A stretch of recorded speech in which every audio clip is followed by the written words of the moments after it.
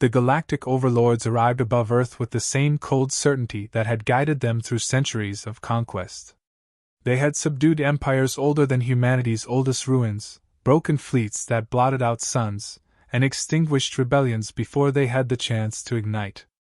Their strongest troops descended first, a display of might meant as much to terrify as to conquer. Towering figures clad in armor that pulsed with alien energy, armed with weapons capable of tearing tanks apart with a single burst, spread across cities as though they already owned them. Their commanders watched with the dispassionate calm of those accustomed to inevitable victory. From orbit, their strategists compared Earth to backwater colonies they had crushed long ago. Primitive defenses. Divided governments. A species fractured by politics, culture, and borders. Their assessment was clinical: this would be swift. One overlord remarked that it would be less troublesome than wiping out a nest of vermin. Another suggested the humans might not even resist in any organized fashion. The consensus was unanimous: this was not war, but extermination dressed up as conquest. Their shock troops made landfall in overwhelming numbers. The skies burned with reentry fire as drop ships carved through the clouds. Cities became battlefields in an instant. Tanks rolled out, missiles streaked upwards, fighter jets scrambled to intercept, but the scale of alien superiority was crushing. Missiles meant to cripple ships shattered harmlessly against shimmering energy shields. Jets found themselves swarmed by automated drones faster and more agile than any human design. Tanks that had survived decades of service were peeled apart by directed energy beams that liquefied armor. Civilians who tried to flee became witnesses to devastation beyond comprehension. For the overlords, this was routine. For humanity, it was catastrophe. Governments attempted coordination, but command centers fell silent as orbital bombardments erased communication hubs. Whole regiments disappeared under the precision of alien artillery. Military analysts who once spoke confidently about asymmetric resistance were left staring at images of vaporized divisions. Within hours, the global narrative shifted from resistance to survival. The overlords broadcast messages in countless languages, demanding surrender and obedience. They promised that those who submitted would be spared immediate destruction, though all knew submission only delayed the inevitable. Across the planet, people watched as their weapons proved futile. Soldiers on the ground fired until their rifles overheated, but their bullets clinked uselessly against alien armor. Artillery units lobbed shell after shell into advancing lines, only to see the blasts absorbed or redirected. Every strategy humans had perfected over centuries of conflict was rendered obsolete in the face of an enemy that treated modern warfare as an outdated spectacle. It was not only a military defeat, it was psychological collapse. Panic spread faster than news. Cities emptied into chaotic refugee lines, streets clogged with desperate families, and skies filled with the wails of those who believed Earth's final days had come. Amid this chaos, the overlords were arrogant. They had seen this before, species brought to their knees in days, their leaders begging for mercy. They documented Earth as a trivial conquest, barely worth noting compared to greater victories. They mocked the fragility of human bodies, the primitiveness of their tools, the laughable resilience of their defenses. Among themselves, they wagered on how quickly Earth would fall completely, with guesses ranging from weeks to mere days. Yet beneath the despair, a different kind of planning unfolded. Not in the grand war rooms, which had been reduced to smoldering craters, but in sealed chambers hidden beneath bases the overlords had overlooked. Humanity had one last card to play, and it was not measured in armies or fleets. A team was chosen, not for numbers, but for precision. A handful of men and women hardened by training and experience few outsiders could comprehend. They did not arrive with fanfare. They did not appear in headlines. Their existence was not announced to the terrified public. The Navy SEALs moved quietly, deployed not as a final gamble but as a deliberate strike against impossible odds. Their commanders understood the futility of conventional war. They knew victory could not come from meeting overwhelming force with more force. Humanity's chance lay in exploiting what the overlords had never needed to consider: unpredictability, ingenuity, and a willingness to fight in ways no alien strategist would anticipate. As alien war machines leveled another city, the SEALs prepared in silence. They studied satellite data, intercepted enemy transmissions, and listened to the screams of civilians as reminders of what failure meant. Unlike the vast armies already lost, they were not there to hold ground or defend cities. Their mission was narrower, sharper, and infinitely more dangerous. Where the overlords saw only weakness, these men and women carried the weight of a species refusing to vanish. The first move had not yet been made, but its promise hung heavy in the air. The strongest troops in the galaxy walked Earth with impunity, certain that nothing could threaten them. But somewhere in the shadows, unseen and unannounced, humans had chosen a different answer. And though the world did not yet know it, the balance of fear was about to shift. They had been chosen not for their strength alone, but for their capacity to endure, adapt, and think under pressures no alien strategist could predict. Each of them carried years of experience forged in conflicts spread across oceans and deserts, experience that had nothing to do with technological superiority, and everything to do with surviving the impossible. The Navy SEAL team knew that direct confrontation against the invaders was suicide. Their mission was not to meet power with power, but to unravel the threads holding that power together. The men and women of the team moved with a silence born of relentless training. They had learned long ago that war was not about pride or spectacle but about results. The aliens treated combat as a stage for intimidation, deploying massive figures whose presence alone was meant to paralyze resistance. Humans, in contrast, understood the art of being unseen. They embraced the shadows, the noise of the storm, the gaps in an enemy's confidence. The SEALs had turned survival into discipline, and discipline into an instinct so sharp it seemed almost inhuman. Their orders were simple in theory, daunting in execution: dismantle the Overlord command structure by any means available. They did not carry arsenals to rival alien weapons. Instead, they bore compact explosives, specialized rifles, hacking gear cobbled together in desperation, and most importantly, the knowledge of how to adapt in real time. Where alien units relied on overwhelming firepower, the SEALs would rely on timing, patience, and the small openings that arrogance always created. The team began by studying alien movement patterns. Troops accustomed to facing open resistance marched in predictable lines, confident that no primitive species could mount a coordinated counterattack. Patrols moved in cycles, drones hovered at fixed altitudes, and communication relays pulsed with visible signals across the night sky. To the invaders, these patterns were efficient. To the SEALs, they were vulnerabilities waiting to be exploited. The team plotted courses that slid between blind spots, routes through ruined neighborhoods where shadows cloaked their advance, and infiltration points marked not by force but by silence. Their first strike was not designed to impress but to destabilize. They penetrated a forward base built on the ashes of a destroyed airfield, moving in pairs with the calm precision of those who had rehearsed chaos. Instead of aiming for soldiers, they targeted generators feeding shield arrays. Instead of engaging guards, they slipped past them, planting charges in places calculated to amplify confusion. When the explosives triggered, the alien base did not erupt in fire, it collapsed into disorder. Shields flickered, power grids failed, and for the first time, alien soldiers found themselves reacting instead of dictating. The effect rippled far beyond the physical damage. Overlord troops were bred for dominance, conditioned to advance under cover of invulnerability. To lose shields, even briefly, was to face something unfamiliar: uncertainty. Reports filled their channels of unseen enemies striking without warning, leaving no bodies, only wreckage. It was not the destruction itself that mattered, but the seed of doubt it planted. For creatures who had never known real opposition, fear was corrosive. The SEALs did not linger. They never fought for ground, never claimed territory, and never engaged in battles they could not finish in seconds. Their success depended on vanishing as completely as they appeared, forcing the enemy to chase phantoms. Each member understood that the mission was less about physical victories and more about rewriting the psychological battlefield.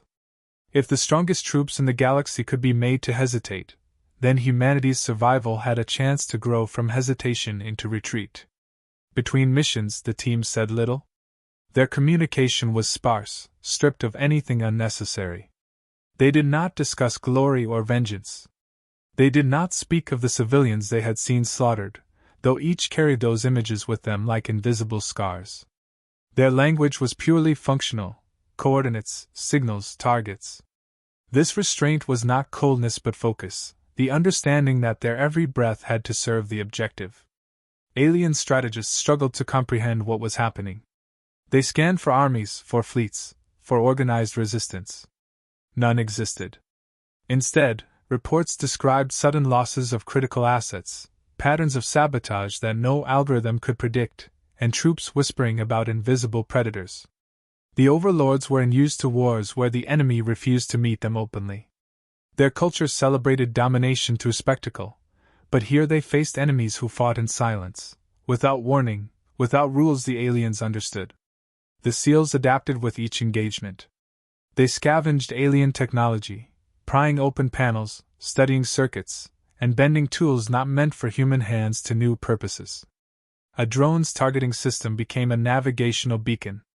A communication relay turned into a trap that broadcast false orders. Where aliens relied on centuries of refinement, humans thrived on improvisation. Each success, no matter how small, chipped away at the illusion of invincibility that had carried the invaders across galaxies. By the time the SEALs withdrew from their second mission, whispers had already spread among the enemy ranks. Stories of unseen killers, of traps that struck without warning, of humans who fought like shadows, circulated through channels meant to transmit orders. The strongest troops in the galaxy were not supposed to fear anything. Yet they found themselves glancing into the dark, wondering when the next strike would come. The SEALs had not destroyed their enemy outright, but they had achieved something far more valuable. They had introduced the concept of dread. And dread was a weapon the aliens had never prepared to face. The initial shock the overlords felt at their disrupted operations did not fade with time, it deepened. Their commanders tried to tighten patrols, increase drone coverage, and impose curfews on conquered cities, but every attempt to control the situation only revealed more weaknesses. The SEAL team adjusted seamlessly, shifting tactics to exploit each new layer of defense. Instead of forcing confrontations, they created ripples of disruption that multiplied until the invaders could no longer tell what was attack and what was paranoia. Supply convoys became the first sustained target. The aliens had assumed their logistical networks were unassailable, protected by technology far superior to anything Earth possessed. Yet within days, critical shipments failed to reach their destinations. Fuel cells vanished into detonations on mountain passes, munitions depots erupted without warning, and food stores spoiled after covert sabotage of climate systems. Soldiers bred for conquest began rationing, a humiliation they had never endured. Hunger gnawed at morale, but worse was the uncertainty of who, or what, was responsible. They never saw their attackers, only the aftermath. The SEALs intensified this campaign by exploiting communications. With equipment scavenged and repurposed from wreckage, they broke into alien channels, spreading false signals, confusing orders, and occasionally silencing entire networks. Squads expecting reinforcements found themselves isolated. Patrols walked into ambushes arranged not with overwhelming force but with carefully placed charges that required only seconds to trigger. The aliens began distrusting their own transmissions, hesitating before executing commands, which fractured the efficiency that had made their armies formidable. These fractures widened as human civilians witnessed the first real evidence that the invaders could bleed. When a group of captives was freed from transport ships through precision strikes, the story spread faster than any propaganda. Ordinary people, broken by despair only days earlier, now whispered about ghost warriors fighting back. Fear that had once belonged solely to humanity began to shift toward the conquerors. Alien soldiers who had expected submission now faced defiance, farmers sabotaging roads, engineers refusing to repair infrastructure, children leaving coded marks warning of patrols. The SEALs had sparked more than tactical disruption, they had lit the first embers of resistance. The alien commander assigned to Earth was forced into the open. He had no patience for irregular warfare and believed overwhelming strength could still crush the problem. He deployed elite formations bred for annihilation, warriors engineered with strength and resilience beyond imagination. These units swept into contested zones with orders to flush out the humans. Yet the SEALs refused to meet them head-on. Instead, they redirected the fury of these troops against their own supply caches, manipulated terrain to collapse under their weight, and turned their strength into a liability. The more powerful the enemy sent, the more glaring their vulnerabilities became under asymmetric pressure. The psychological toll deepened. Elite soldiers whispered about invisible opponents who knew their every move. Superiors dismissed such talk as cowardice, but the seeds had been planted. The invaders had always relied on reputation as much as weaponry. Entire planets had surrendered without firing a shot. Now, that reputation eroded with every unexplained loss. The once proud legions carried themselves less like conquerors and more like occupants bracing for unseen attacks. The SEALs themselves pushed further, blending their own resourcefulness with captured alien technology. Where others would see scraps, they saw opportunity. A fragment of energy shielding became the basis for a field rig to mask their thermal signatures. Broken drones were rewired into surveillance tools. Alien power cells were reconfigured into compact traps capable of disabling armored walkers. The contrast was stark. One side wielded perfected technology but lacked imagination, the other side wielded limited means but infinite creativity. That creativity became the decisive advantage. One operation struck with particular symbolic weight.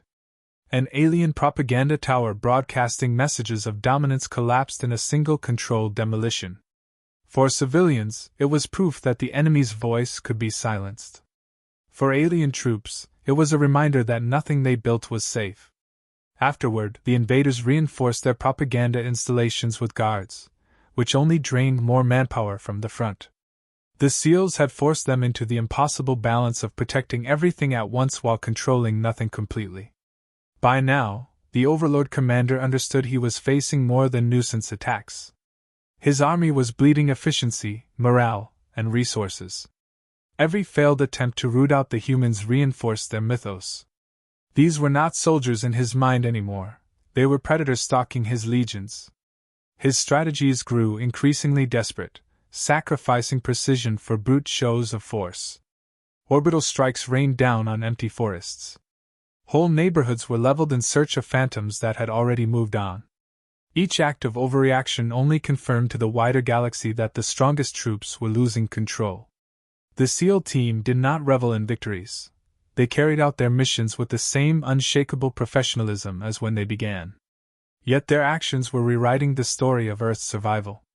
Against the most advanced military force in known space, a handful of humans had managed not only to endure but to reverse the flow of fear. And with every mission completed, the cracks in the Overlord's invincibility grew wider, setting the stage for a confrontation that could no longer be postponed. The Overlord commander, unwilling to accept humiliation, summoned the most feared troops in his arsenal. These were not the ordinary shock forces that had already failed, but monstrous beings engineered through centuries of genetic refinement and cybernetic augmentation. Each one was larger than a human by several magnitudes, their bodies sheathed in plates of living armor and armed with weapons that could vaporize squads in a breath. They had broken the backbones of civilizations before, and their arrival was meant to extinguish any ember of defiance still flickering on Earth. The SEALs knew these soldiers could not be faced on open ground. They studied every report, every sensor feed, and every captured fragment of alien chatter, piecing together an understanding of the enemy's habits. While the Overlords trusted in overwhelming might, the SEALs trusted in terrain, timing, and their capacity to manipulate circumstances until strength became irrelevant. The ruins of cities, the dense forests, the underbellies of infrastructure, all became weapons in their hands. The aliens marched into environments chosen precisely because their advantages would mean nothing there. Every engagement became an exercise in precision. A column of armored behemoths advancing confidently found themselves funneled into narrow avenues, where their numbers worked against them. Explosives planted days earlier transformed the ground into shifting debris, toppling their formations. In the darkness of abandoned industrial zones, sound decoys lured them into kill zones that erupted with synchronized detonations. What the Overlords called cowardice, the SEALs called strategy, and it bled the enemy dry one strike at a time. The alien commander pushed harder, unleashing more troops in increasingly reckless waves. For him, victory had always been measured in dominance, in visible conquest, in the spectacle of overwhelming power. But the SEALs denied him spectacle. Their presence was invisible until the moment of destruction. Their absence afterward was just as absolute. Each strike left behind nothing but smoldering machines, dead elites, and the gnawing certainty that even the strongest could be undone. Among the SEALs, discipline never wavered. They adjusted with every encounter, refining tactics, using scraps of intelligence to predict movements. They were not invulnerable, each mission carried lethal risk, but their will to adapt outpaced the enemy's ability to respond. Where an overlord soldier might need centuries of conditioning to alter tactics, a human could adjust in seconds, improvising solutions under fire. That fluidity became the decisive edge, the answer to the enemy's rigidity. The deeper the SEALs pushed, the more dangerous their operations became. Penetrating defensive perimeters around alien command centers required constant motion. One misstep, one careless moment, and they would be annihilated. Yet their cohesion never faltered. They communicated with gestures, with signals brief enough to vanish into background noise. Every member trusted the others implicitly, each carrying the certainty that their survival depended on collective precision. That bond was something the overlords, for all their breeding and technology, had never engineered into their soldiers. The confrontation between the SEAL leader and the alien commander was inevitable. The commander embodied everything his empire believed in: unyielding strength, arrogance built on centuries of victory, and faith in weapons to decide every contest. The SEAL leader embodied the opposite: endurance, creativity, and a refusal to bend even when outmatched.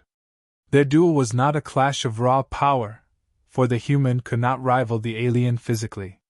Instead, it became a test of patience and cunning.